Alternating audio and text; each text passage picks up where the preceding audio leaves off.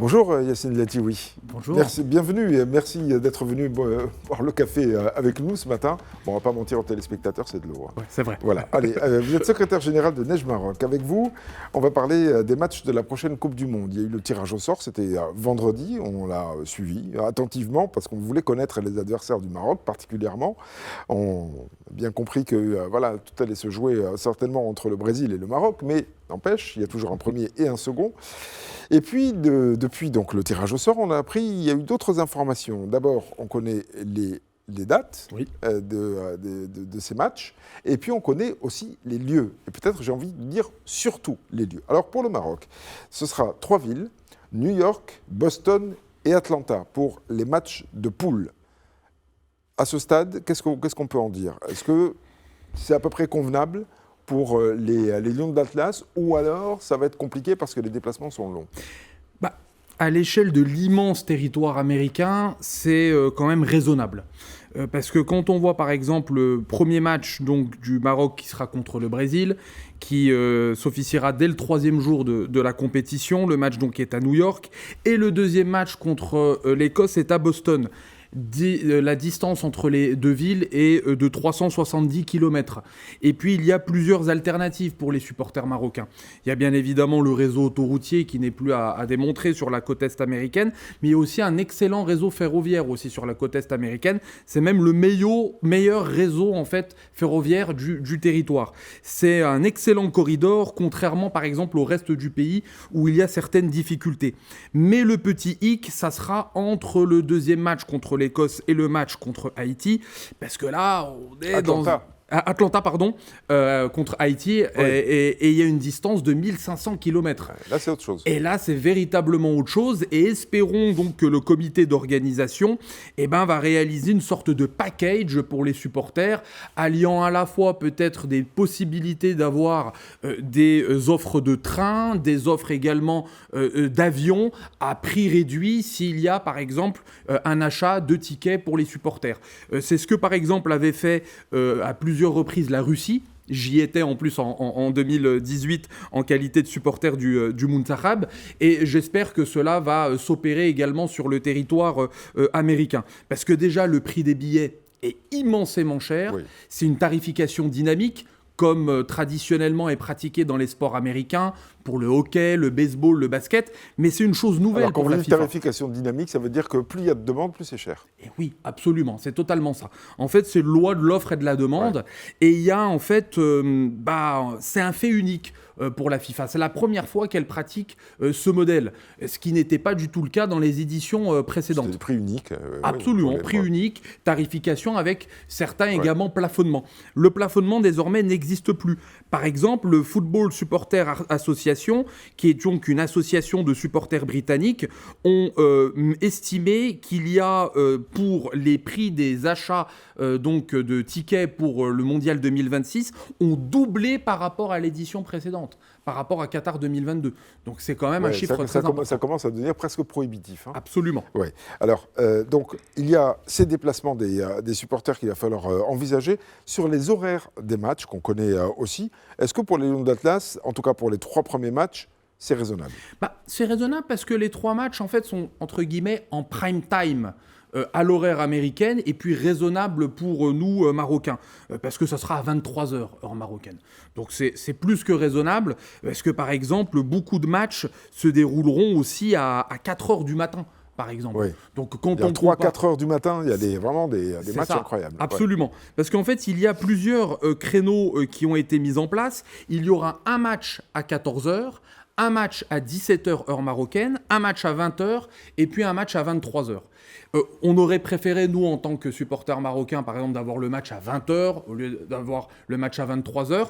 Mais pour nos joueurs marocains qui seront présents donc, sur le territoire, c'est bien mieux parce que c'est à 18h heure américaine et il n'y aura pas donc cette question de la météo et de la chaleur. Il y a moins de chaleur parce qu'il ne faut pas oublier que ça va se dérouler en plein été, qu'il y a des endroits aux États-Unis où il fait extrêmement chaud. Totalement. Et particulièrement dans les villes, je pense à New York par exemple, ou Boston, où il peut faire très chaud, jusqu'à 35-36 degrés, puisque en fait il y a le phénomène comme ça de béton qui joue aussi sur la chaleur. Alors, on poursuit parce qu'il y a d'autres équipes par contre qui, vous l'avez dit sur les horaires, vont disputer leur match à 14h. Oui. Alors là, les organismes vont souffrir, mais terriblement, parce que la dernière Coupe du Monde, celle au Qatar, s'il y avait eu une polémique d'ailleurs là-dessus, parce qu'on fait des polémiques sur tout et n'importe quoi parfois, sur la climatisation des stades. Oui. Là, les stades, ils ne seront pas du tout climatisés, hors de question, on va jouer. Les joueurs vont disputer leur rencontre à 14h. 14h, il peut faire des températures extrêmes, les organismes vont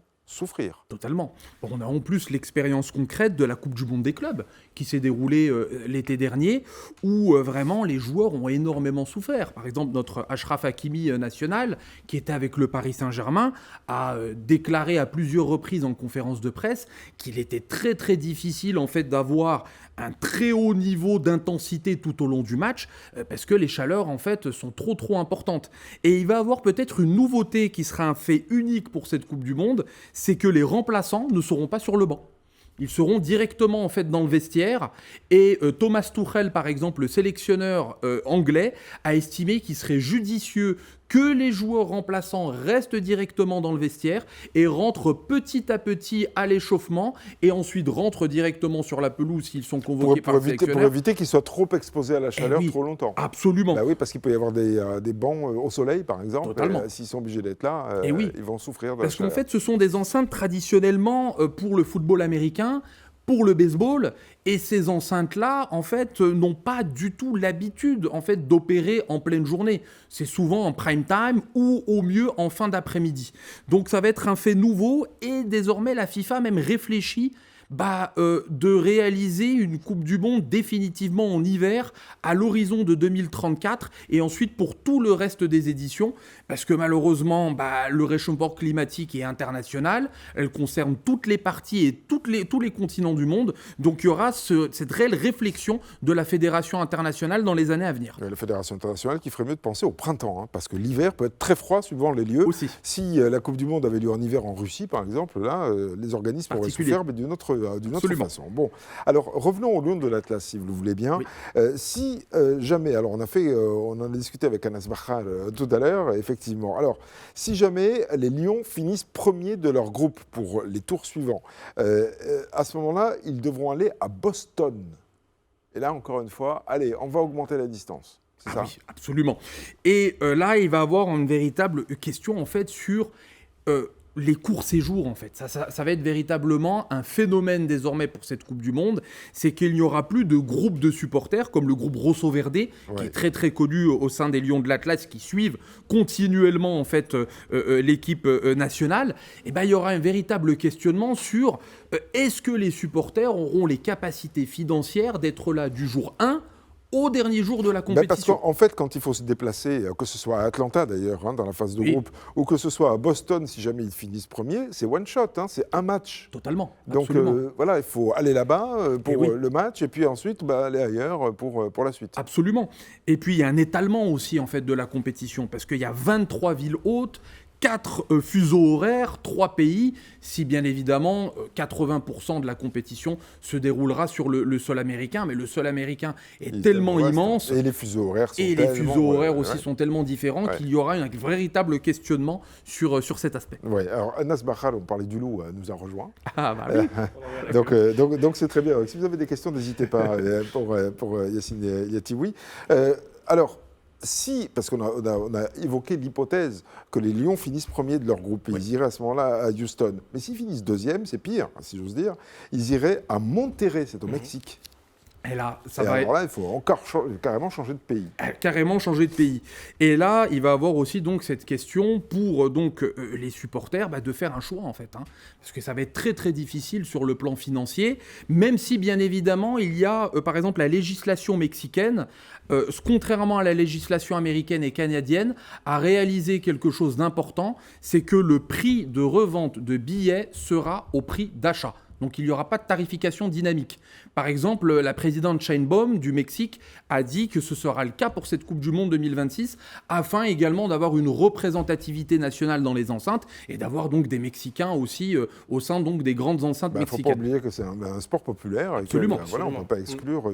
Voilà, Anas, et justement, on en parlait en rédaction tout à l'heure, on parlait du fait que, limite, pour le Maroc, c'est plus intéressant de terminer 3e de son groupe, parce que les matchs des 3e, des meilleurs 3e, en tout cas si le Maroc termine 3e dans le groupe C, eh bien, ils peuvent jouer soit à Boston, soit à New Jersey. Donc, c'est limite plus pratique pour eux, pour tous les organismes, même pour les supporters. Absolument. Parce qu'on connaît aussi les communautés marocaines à New York et à Boston. C'est plus intéressant pour eux de finir 3e, même si, bon, on sait bien entendu que l'objectif sportif, c'est de finir premier de ce groupe. Absolument. Et puis même, par exemple, pour notre importante communauté marocaine au Canada, qu'il ne faut pas oublier, qui est très importante. J'y étais au mois de mai dernier, qui attendent de pied ferme en fait cette compétition. Oui, ils peuvent facilement aller à New York. Absolument. Absolument. Il y a des liaisons ferroviaires, des liaisons aériennes très très courtes, donc ça sera mieux. Mais par exemple, le Mexique, ça pourrait rappeler aussi un très beau souvenir pour le Muntakab, c'est la Coupe du Monde 86. Absolument. Donc, de Mexico, on le dit toujours. Absolument. Donc forcément, ça peut aider aussi pour le storytelling. Absolument. Effectivement. Alors, pour poursuivre dans cette idée de se dire, les déplacements, on a beaucoup parlé des supporters, mais parlons des joueurs, parce que les joueurs vont devoir aussi se déplacer. Le temps de récupération entre deux matchs est relativement court, toujours dans une Coupe du Monde. Et alors là, s'il faut en plus engager des déplacements longs, est-ce que ça ne risque pas de poser des problèmes sur le niveau de la compétition ? Parce que le Maroc n'est pas le seul concerné par ces déplacements. Bien sûr. Déjà, avec une Coupe du Monde à 48 équipes, désormais aussi la gestion des matchs sera très très particulier. Par exemple, entre le match contre le Brésil et le match contre l'Écosse, il y aura une semaine de récupération. Donc c'est largement raisonnable pour l'effectif. Mais entre l'Écosse et Haïti, il n'y aura plus que 4 jours. Donc en fait, cette idée d'avoir une variation également de la gestion de repos et la gestion des effectifs sera très particulier.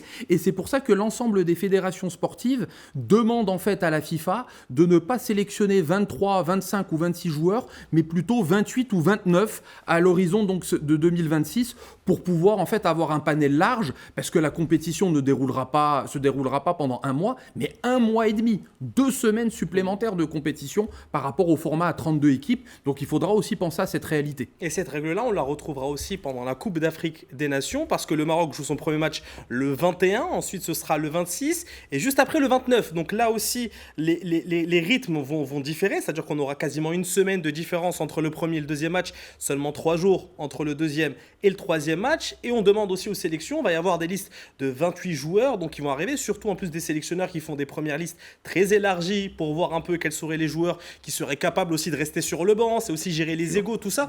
Donc c'est cette règle-là, on le retrouve de plus en plus dans les compétitions continentales et internationales. Oui, alors la prochaine Coupe du Monde se déroulera avec beaucoup plus d'équipes. Que les précédentes. 48, absolument. 48 32 équipes. Habituellement, 48 cette fois. 48. C'est pas un handicap, ça, pour la compétition, de se dire, voilà, c'est bien d'accepter des équipes, c'est bien de faire venir du monde, c'est la grande fête mondiale du football, mais il y a aussi le côté très pratique et qui complique tout, quoi. Le niveau logistique et puis surtout à l'horizon post-2026, post-2030. Par exemple, ça va être un véritable chantier pour nos confrères saoudiens d'organiser à elles seules un mondial à 48 équipes. Ouais. Et il n'y aura pas beaucoup de pays qui sera capable d'organiser à elles seules un mondial à 48 équipes. Parce qu'il y a toute une logistique également dans le domaine hôtelier, dans le domaine également ferroviaire, dans le domaine autoroutier, où il faut en fait remplir un cahier des charges très particulier pour être accepté de la part donc, de la Fédération internationale, la FIFA. Donc la question en fait du post-2034 sera peut-être: est-ce que désormais l'organisation de la Coupe du Monde sera dédiée uniquement à un cercle très restreint ?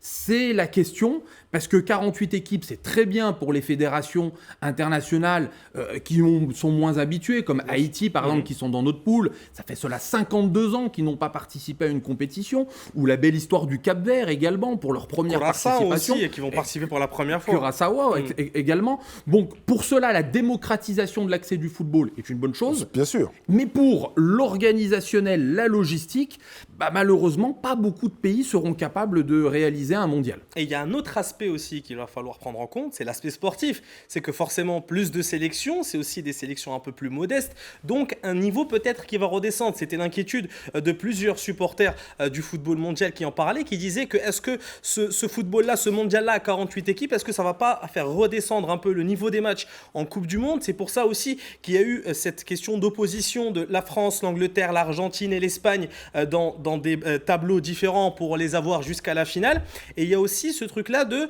Aujourd'hui, on n'a plus de groupe de la mort. Avant, on se posait la question au tirage au sort. On en parlait avec mon invité Elton Mokolo lors de l'émission spéciale vendredi dernier. Il n'y a plus vraiment de groupe de la mort parce que voilà, non seulement les deux premiers se qualifient, mais en plus on a le meilleur troisième. Donc ça veut dire que même si des cadors ne performent pas sur 2 matchs, et bien sur un seul, ils peuvent prendre 3 points et se qualifier quand même pour les 16e maintenant de finale parce qu'il n'y a plus de 8e. Donc là aussi, c'est côté sportif aussi, peut-être que la Coupe du Monde perdra un peu de sa valeur. Mais en attendant, il y aura la CAN. Et La là- Coupe d'Afrique des Nations, ce sera au Maroc, ce sera la meilleure CAN qui ait jamais connu la compétition, On l'espère. et ça commence le 18 décembre. Merci Le beaucoup. 21. 21, Le ouh. 21. Ça Bah, finit non, le mais 18 non, mais janvier. moi, Ça finit parce que le 18 était bon. Non, moi, c'est à partir du 18 que je mets le maillot, C'est c'est bon. pour ça. Le 18, Merci. c'est le 18 janvier la finale et le 21 décembre, ça sera le match d'ouverture. Merci beaucoup Yacine Eliatioui, secrétaire général de Neige Maroc, d'avoir été sur ce plateau pour nous apporter votre éclairage.